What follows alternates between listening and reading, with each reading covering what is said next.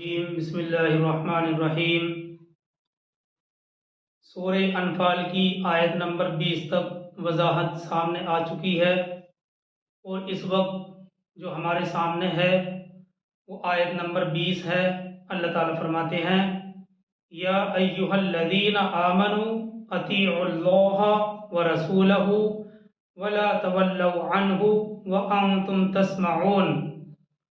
اے ایمان والو، اللہ اور اس کے رسول کی اطاعت کرو اور اس سے منہ نہ موڑو جبکہ تم سن رہے ہو۔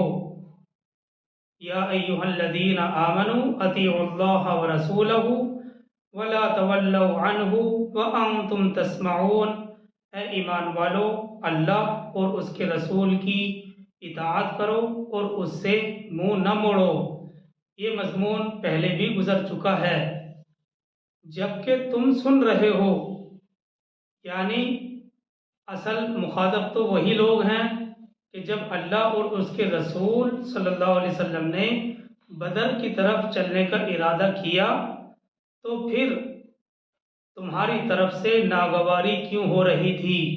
تمہیں تو چاہیے تھا کہ اللہ اور اس کے رسول کی مرضی پر فوراً سمیعنا و اطعنا کہتے اور آپ کے حکم پر سر تسلیم خم کر دیتے۔ تو اصل مخاطب تو وہی لوگ ہیں کہ جب اللہ کے نبی صلی اللہ علیہ وسلم نے بدر کے لیے چلنے کا ارادہ کیا تھا تو مقصد یہ ہے کہ تمہاری طرف سے ناگواری کیوں ہو رہی تھی؟ تمہیں تو یہ چاہیے تھا کہ اللہ اور اس کے رسول کی مرضی پر فوراً تیار ہو جاتے، سمیعنا و اطعنا کہتے اور آپ کے حکم کے سامنے سر تسلیم خم کر دیتے۔ واضح رہے کہ یہاں خاص طور پر ان لوگوں کی طرف اشارہ ہے جنہوں نے اس موقع پر کراہت دکھلائی تھی، لیکن کیونکہ قرآن کے الفاظ عام ہوتے ہیں اس لیے امت محمدیہ کے لیے بھی یہ تعلیم ہے۔ آیت کے الفاظ میں الفاظ جو ذکر کیے گئے ہیں وَلَا تَوَلَّوْا عَنْهُ وَأَنْتُمْ تَسْمَعُونَ، اس سے مراد یہ ہے کہ قرآن اور کلمہ حق سن لینے کے باوجود اطاعت سے منہ نہ موڑو، اطاعت سے منہ نہ پھیرو۔ جب تمہارے کان میں قرآن اور کلمہ حق آ جائے تو کلمہ حق اور قرآن آنے کے بعد اطاعت سے نہ پھرو۔ سن لینے سے مراد حق بات کا سننا ہے۔ جو سننے کی بات اس آیت میں کہی گئی ہے اس سے مراد حق بات سننا ہے، اور مفسرین نے اس جگہ سننے کے 4 درجے بیان کیے ہیں۔ مفسرین کہتے ہیں کہ جو بھی کوئی بات سنی جاتی ہے اس کے سننے کے 4 درجات ہوتے ہیں۔ نمبر 1، کوئی آواز کان سے سنی مگر اسے نہ تو سمجھنے کی کوشش کی اور نہ اس پر اعتقاد کیا اور نہ اس پر عمل کیا، 1 نمبر تو یہ ہوا۔ دوسرا یہ کہ کانوں سے بھی سنا اور سمجھا بھی مگر اس پر اعتقاد نہ کیا اور نہ ہی عمل کیا۔ تیسرے یہ کہ سنا بھی، سمجھا بھی، اعتقاد بھی کر لیا مگر عمل نہیں کیا۔ اور چوتھا یہ کہ سنا بھی، سمجھا بھی، اعتقاد بھی کیا اور عمل بھی کیا، یعنی چاروں صورتوں میں یہاں پر مثبت ہے، یعنی سنا بھی، سمجھا بھی، اعتقاد بھی کیا اور عمل بھی کیا۔ اور ظاہر سی بات ہے کہ یہاں سننے کا اصل مقصد پوری طرح سے چوتھا درجہ ہے، چوتھا نمبر ہے، اس سے ہی حاصل ہو سکتا ہے۔ اور یہی تو اہل ایمان کی خاص صفت اور خاص مقام ہے کہ شروع کے تینوں درجوں میں سننا ناقص اور نامکمل، ادھورا ہے، اس لیے اصل مقصد پوری طرح سننے کا چوتھے درجے سے ہی حاصل ہو سکتا ہے، جبکہ سنا بھی جائے، سمجھا بھی جائے، اعتقاد بھی کیا جائے اور پھر اس پر عمل بھی کیا جائے۔ تو یہ 4 درجے ہیں جو مفسرین نے بیان کیے ہیں کہ کوئی آواز کانوں سے سنی مگر اسے نہ تو سمجھنے کی کوشش کی اور نہ اس پر اعتقاد کیا اور نہ عمل کیا۔ دوسرے یہ کہ کانوں سے بھی سنا اور سمجھا بھی مگر اس پر نہ تو اعتقاد کیا اور نہ ہی عمل کیا۔ تیسرے یہ کہ سنا بھی، سمجھا بھی، اعتقاد بھی کیا مگر اس پر عمل نہیں کیا۔ چوتھا یہ کہ سنا بھی، سمجھا بھی، اعتقاد بھی کیا اور عمل بھی کیا، اور یہی جو درجہ ہے یہی اصل درجہ ہے۔ اور ظاہر ہے کہ سننے کا اصل مقصد پوری طرح سے اس چوتھے درجے سے ہی حاصل ہو سکتا ہے، اور یہی یعنی چوتھا درجہ اہل ایمان کا، مومنین کا اصل مقام اور اصل خاصیت ہے۔ اور جو شروع کے 3 درجے ہیں ان میں سننا ناقص اور نامکمل ہے۔ اس آیت میں براہ راست اہل ایمان سے خطاب ہے کہ تم حق بات سن تو لیتے ہی ہو، یعنی سننا، سمجھنا، اعتقاد رکھنا تو تمہاری طرف سے موجود ہے، مگر اس سے بھی آگے اس پر عمل کو بھی پورا کرو، اطاعت سے منہ نہ پھیرو، تاکہ سننے کا جو اصل مقصد ہے وہ ظاہر ہو جائے۔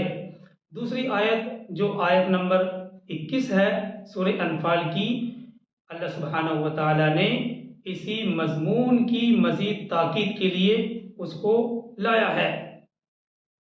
اگلی آیت اسی مضمون کی مزید تاکید کے لیے لائی گئی ہے۔ اللہ تعالیٰ فرماتے ہیں، یہ آیت 21 ہے، وَلَا تَكُونُوا كَالَّذِينَ قَالُوا سَمِعْنَا وَهُمْ لَا يَسْمَعُونَ وَلَا تَكُونُوا كَالَّذِينَ قَالُوا سَمِعْنَا وَهُمْ لَا يَسْمَعُونَ، اور ان لوگوں کی طرح مت ہو جاؤ جو کہتے ہیں کہ ہم نے سن لیا اور حقیقت میں وہ سنتے ہی نہیں، صرف زبان سے سمینا کہہ دیتے ہیں مگر ان کے دل اپنے خیالات پر ہی ڈیرے جمائے رکھتے ہیں، اطاعت پر ان کی طبیعت میں یکسوئی پیدا نہیں ہوتی۔ چنانچہ اللہ کے یہاں اس طرح سننے کی کوئی اہمیت اور کوئی قیمت نہیں ہے۔ تو اللہ تعالیٰ فرماتے ہیں، وَلَا تَكُونُوا كَالَّذِينَ قَالُوا سَمِعْنَا وَهُمْ لَا يَسْمَعُونَ، اور ان لوگوں کی طرح مت ہو جانا جو کہتے ہیں کہ ہم نے سن لیا اور حقیقت میں وہ سنتے ہی نہیں، یعنی زبان سے صرف کہہ دیتے ہیں کہ ہم نے سن لیا مگر ان کے جو دل ہیں وہ اپنے خیالات پر ہی ڈیرے جمائے رکھتے ہیں۔ اس طرح کا سننا اللہ کے یہاں اس طرح کے سننے کی کوئی قدر اور کوئی اہمیت نہیں ہے۔ ان لوگوں سے مراد وَلَا تَكُونُوا كَالَّذِينَ قَالُوا سَمِعْنَا جو کہا گیا ہے کہ ان لوگوں کی طرح مت ہو جانا، ان لوگوں سے کون لوگ مراد ہیں؟ ان لوگوں سے مراد عام کفر کرنے والے بھی ہیں جو سننے کا دعویٰ بھی کرتے ہیں، اعتقاد نہیں کرتے، اور منافقین بھی اس میں شامل ہیں جو سننے کے ساتھ ساتھ سمجھنے اور اعتقاد رکھنے کا دعویٰ بھی کرتے ہیں مگر حقیقت یہ ہے کہ غور و فکر اور صحیح سمجھ سے یہ دونوں ہی محروم ہیں، اس لیے ان کا سننا اللہ کے نزدیک نہ سننے کے درجے میں ہے۔ اہل ایمان کو ان لوگوں کے مشابہ ہونے سے منع کیا گیا ہے، وَلَا تَكُونُوا كَالَّذِينَ قَالُوا سَمِعْنَا وَهُمْ لَا يَسْمَعُونَ، اور ان لوگوں کی طرح مت ہو جاؤ جو کہتے ہیں کہ ہم نے سن لیا اور حقیقت میں وہ سنتے ہی نہیں ہیں۔ آگے چلتے ہیں آیت 22 کی طرف، اور آیت 22 بھی اسی سے متعلق ہے۔ اللہ تعالیٰ فرماتے ہیں، إِنَّ شَرَّ الدَّوَابِّ عِندَ اللَّهِ الصُّمُّ الْبُكْمُ الَّذِينَ لَا يَعْقِلُونَ، بے شک تمام چوپایوں میں اللہ کے نزدیک وہ بدترین، وہ بہرے گونگے انسان ہیں جو عقل سے کام نہیں لیتے۔ إِنَّ شَرَّ الدَّوَابِّ عِندَ اللَّهِ الصُّمُّ الْبُكْمُ الَّذِينَ لَا يَعْقِلُونَ، بے شک تمام چوپایوں میں اللہ کے نزدیک بدترین وہ بہرے گونگے انسان ہیں جو عقل سے کام نہیں لیتے، اس لفظ دابہ کی تفسیر بھی پہلے گزر چکی ہے۔ ہر زمین پر چلنے والے کو دابہ کے لفظ سے تعبیر کر دیا جاتا ہے۔ تو اللہ تعالیٰ فرماتے ہیں گویا کہ اس آیت میں اللہ سبحانہ و تعالیٰ نے یہ بات واضح کر دی ہے کہ انسان جو احسن تقویم میں پیدا کیا گیا ہے، یعنی ایک عمدہ سانچے میں ڈھالا گیا ہے اور اشرف المخلوقات بنایا گیا ہے، یہ سب انعامات جو یہ انعامات ہیں صرف اطاعت حق میں پوشیدہ ہیں۔ جب انسان نے حق بات کے سننے، سمجھنے اور ماننے سے اعراض کر دیا تو یہ سارے انعامات گویا کہ اس سے سلب ہو جاتے ہیں، ختم ہو جاتے ہیں، وہ گویا جانوروں سے بھی گیا گزرا ہو جاتا ہے۔ یہی وجہ ہے کہ تفسیر روح البیان میں ہے کہ انسان اپنی خلقت مطلب بناوٹ، انسان اپنی خلقت کے اعتبار سے سب سے افضل اور اعلیٰ ہے۔ یہ تفسیر روح البیان میں ہے کہ انسان اپنی خلقت کے اعتبار سے سب سے افضل اور اعلیٰ ہے اور فرشتوں سے کم درجہ رکھتا ہے خلقت کے اعتبار سے۔ کوئی بات چل رہی ہے خلقت اور بناوٹ کے اعتبار سے، اور فرشتوں سے کم درجہ رکھتا ہے، لیکن جب وہ اپنی کوشش اور عمل اور حق کی اطاعت میں جد و جہد کرتا ہے تو پھر وہ فرشتوں سے بھی اعلیٰ، اشرف اور افضل ہو جاتا ہے۔ اور اگر اس نے اطاعت حق سے منہ پھیر لیا تو پھر وہ اسفل سافلین میں چلا جاتا ہے، اسفل سافلین میں چلا جاتا ہے اور گویا کہ وہ جانوروں سے بھی گیا گزرا ہو جاتا ہے۔ آگے چلتے ہیں آیت 23 کی طرف۔ اللہ تعالیٰ فرماتے ہیں اسی بات کو اور آگے بڑھاتے ہوئے وَلَوْ عَلِمَ اللَّهُ فِيهِمْ خَيْرًا لَأَسْمَعَهُمْ، اور اگر اللہ جانتا کہ ان میں کوئی بھلائی ہے تو ان کو سنا دیتا۔ وَلَوْ أَسْمَعَهُمْ لَتَوَلَّوْا وَهُمْ مُعْرِضُونَ، اور اگر وہ انہیں بھلائی کے بغیر، یعنی ان کے اندر بھلائی تو ہے نہیں، اگر اللہ انہیں بھلائی کے بغیر سنوا بھی دیتا تو وہ اعراض کرتے ہوئے پیٹ پھیر جاتے۔ اس آیت میں جو خیر کا لفظ استعمال کیا گیا ہے مفسرین اس سے مراد لیتے ہیں طلب حق، یعنی حق کی طلب۔ مفسرین کہتے ہیں کہ اس جگہ خیر سے مراد طلب حق ہے، اور یہ طلب حق ہی کے ذریعے غور و فکر کے دروازے کھلتے ہیں۔ جب انسان کے اندر سچی طلب ہوتی ہے تو اس طلب کے ذریعے سے ہی غور و فکر کے دروازے کھلتے ہیں اور اسی سے اعتقاد اور عمل کی توفیق ملتی ہے۔ اور جس بندے میں حق کی طلب ہی نہیں ہے گویا کہ اس کے اندر کوئی بھلائی موجود ہی نہیں ہے۔ جب وہ حق کو طلب کرنا ہی نہیں چاہتا تو گویا کہ اس کے اندر کسی طرح کی کوئی خیر اور بھلائی ہے ہی نہیں۔ آگے چلتے ہیں آیت 24 کی طرف۔ اللہ تعالیٰ فرماتے ہیں یا ایھا الذین آمنوا استجیبوا للہ وللرسول اذا دعاکم لما یحییکم، اے ایمان والو استجیبوا للہ وللرسول اذا دعاکم لما یحییکم، اے ایمان والو لبیک کہا کرو اللہ اور اس کے رسول کی پکار پر جب وہ تمہیں پکاریں۔ اللہ اور اس کے رسول کی پکار پر جب وہ پکاریں تو لبیک کہا کرو اس چیز کے لیے جو تمہیں زندگی بخشنے والی ہے۔ اے ایمان والو لبیک کہا کرو اللہ اور اس کے رسول کی پکار پر جب وہ پکاریں، یعنی اس چیز کے لیے جو تمہیں زندگی بخشنے والی ہے۔ زندگی، حیات، جس کا اس آیت میں ذکر کیا گیا ہے، اس میں کئی احتمالات ہیں اور اسی لیے علماء مفسرین نے اس جگہ مختلف اقوال نقل کیے ہیں کہ اس حیات سے مراد سدی کہتے ہیں کہ وہ حیات ایمان کی بخشش ہے، اور قتادہ کہتے ہیں کہ اس حیات سے مراد قرآن مجید ہے جس میں دنیا اور آخرت کی زندگی کی کامیابی چھپی ہوئی ہے، اور اسحاق کہتے ہیں کہ اس سے مراد اللہ کی راہ میں جنگ کرنا ہے، جس کے ذریعے سے اللہ نے اہل اسلام کو عزت بخشی ہے۔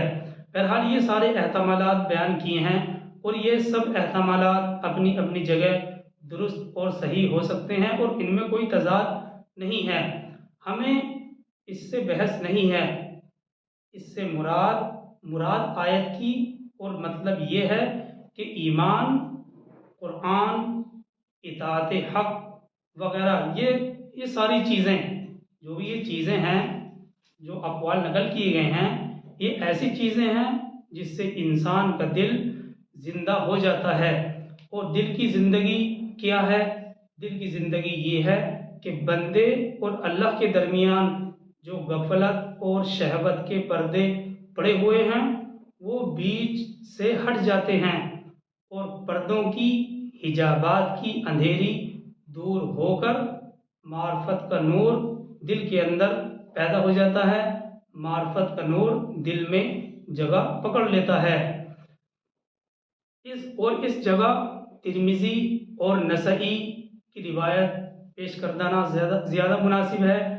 ترمذی اور نسائی میں ہے کہ حضرت ابو ہریرہ رضی اللہ عنہ سے روایت ہے کہ رسول اللہ صلی اللہ علیہ وسلم نے ایک روز ابی ابن کعب کو بلایا۔ ابی بن کعب مشہور صحابی ہیں، اور اللہ سبحانہ و تعالیٰ نے ان کو قرآن پڑھنے کا بڑا ملکہ عطا فرمایا تھا، اور بڑی اچھی قرات کیا کرتے تھے، بڑے حافظوں میں ان کا شمار ہوتا ہے۔ بہرحال رسول اللہ صلی اللہ علیہ وسلم نے ایک روز ابی ابن کعب کو بلایا۔ ابی بن کعب نماز پڑھ رہے تھے، جلدی جلدی انہوں نے نماز پوری کر کے وہ حاضر ہوئے۔ آپ صلی اللہ علیہ وسلم نے فرمایا، آپ نے میرے پکارنے پر آنے میں دیر کیوں لگائی؟ ابی بن کعب نے عرض کیا، میں نماز میں تھا۔ تو پھر سرکار دو عالم صلی اللہ علیہ وسلم نے فرمایا، کیا تم نے اللہ کا یہ ارشاد نہیں سنا؟ استجیبوا للہ وللرسول اذا دعاکم۔ ابی بن کعب نے عرض کیا کہ آئندہ میں اس بات کا خیال رکھوں گا، اور اگر نماز کی حالت میں بھی آپ بلائیں گے تو میں فوراً حاضر ہو جاؤں گا۔ اس حدیث کی بنا پر بعض مفسرین فرماتے ہیں کہ رسول کی اطاعت سے نماز میں جو کام بھی کیا جائے اس سے نماز میں خلل واقع نہیں ہوتا ہے۔ اور بعض مفسرین یہ بھی فرماتے ہیں کہ نماز کے خلاف کام کرنے سے نماز ختم تو ہو جائے گی، اور بعد میں نماز کی قضا کرنی پڑے گی، لیکن یہ یاد رکھنا چاہیے کہ یہ صورتحال صرف اور صرف نبی صلی اللہ علیہ وسلم کے ساتھ خاص ہے۔ یعنی جب نبی صلی اللہ علیہ وسلم بلائیں تو کسی بھی حالت میں ہوں، فوراً ان کی آواز پر لبیک کہنا چاہیے اور آ جانا چاہیے۔ اور اسی طرح سے دوسرے ایسے بھی کام ہوتے ہیں جن میں تاخیر کرنے سے کسی شدید نقصان کا خطرہ ہو سکتا ہے۔ دیکھیے، عام طور پر لوگ یہ سمجھتے ہیں کہ جب ایک مرتبہ نماز کی نیت باندھ لی تو پھر اس کو پورا ہی کیا جائے گا۔ ایسا ہرگز نہیں ہے، کیونکہ ایسے کام جن میں تاخیر کرنے سے کسی شدید نقصان کا خطرہ ہو سکتا ہے تو اس وقت بھی نماز کو ختم کر دینا چاہیے اور بعد میں اس کی قضا کر لینی چاہیے۔ مثال کے طور پر کوئی شخص نابینا ہے، کنویں میں گر پڑے گا، پہنچ کر وہ گرنے والا ہے، تو فوراً نماز توڑ کر اسے بچانا چاہیے۔ اور یہ صرف نابینا کے ساتھ ہی خاص نہیں، یہ تو مثال کے طور پر بیان کیا ہے۔ اصل چیز ہے کہ ایسے کام جن میں تاخیر کرنے سے کسی شدید بڑے خطرہ لاحق ہو سکتا ہے تو اس وقت نماز قطع کر دینا اور پھر بعد میں قضا کر لینی چاہیے۔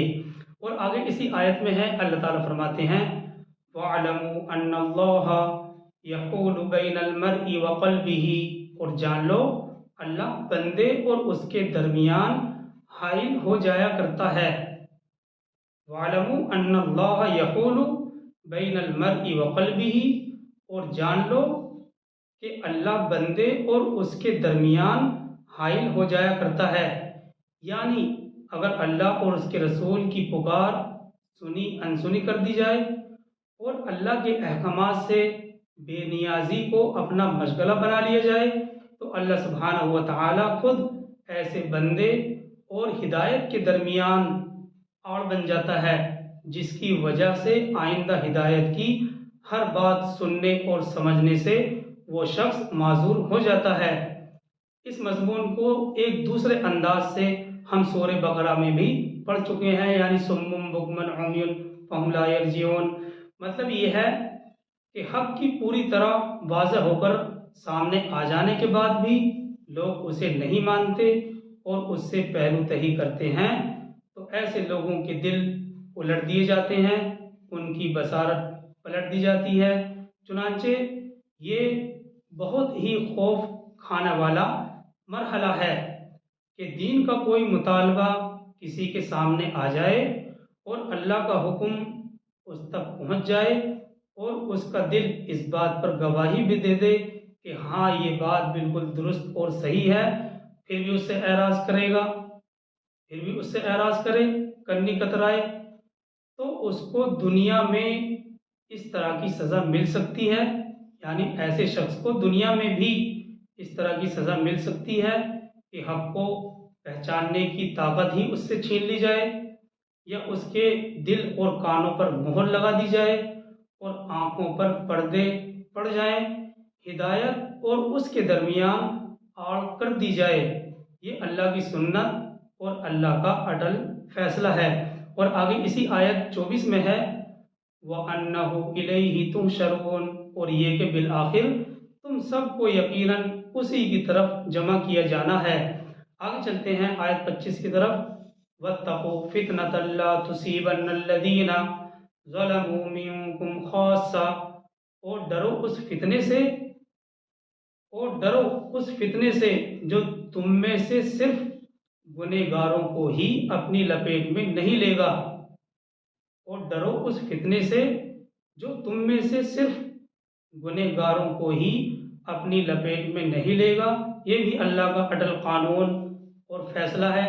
اس سے پہلے بھی اس طرح کا مضمون سورہ اعراف میں گزر چکا ہے۔